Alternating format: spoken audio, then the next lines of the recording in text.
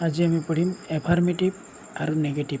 Affirmative মানে হ'ল হয় বোধক, নেগেটিভ মানে হ'ল নহয় বোধক।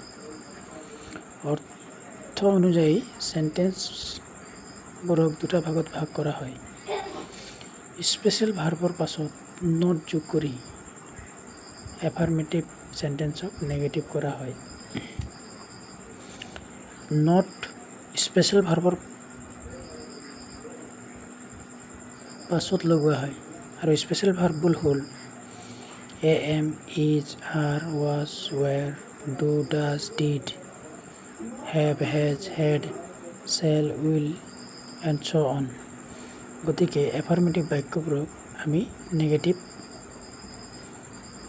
স্পেচিয়েল ভাৰ্বৰ পিছত এফাৰ্মেটিভ বাক্যত যদি স্পেচিয়েল ভাৰ্ব থাকে স্পেচিয়েল ভাৰ্বৰ পাছত নট লগাই লিখি দিলে এফাৰ্মেটিভক নেগেটিভ কৰা হৈ যায়।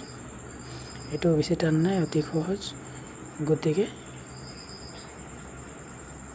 এইটোৱেই এফাৰ্মেটিভক নেগেটিভ কৰাৰ মূল ফৰ্মুলা।